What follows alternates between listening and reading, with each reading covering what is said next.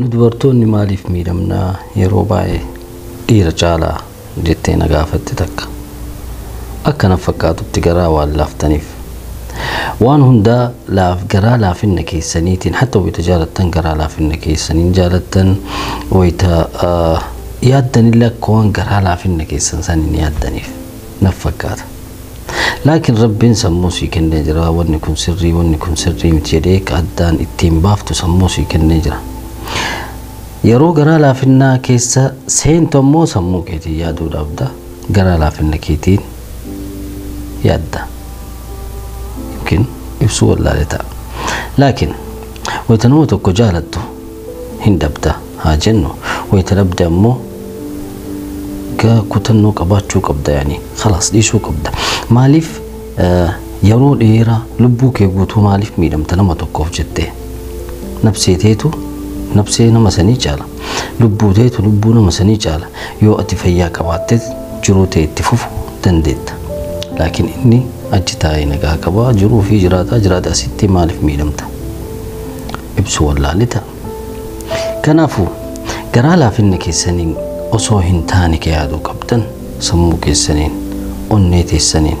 jaalachuu waanuma jiru dhabullee waanuma jiru kana dhibbaan dhibbatti beekuu qabdan jiruu tana keessa jiraachuu yoo barbaaddan ta'e garaa laafinna kanatu qaamni keessan akka miidhamu gara fedhiititti akka deemtan ka godhu akka jaalattan ka godhu wantoota hedduu akka isin keessa seentan ka godhu garaa laafinna keessaniiti kanaafuu garaa laafinna keessan san jabeeffachuu mokkora onnee teessan xiqqoo jabeessuu mokkora laa rabbitu waytan uumuyyuu yaani onnee teenna miskiina godhee uume garaa laafaa godhee uume hin beeka sanillee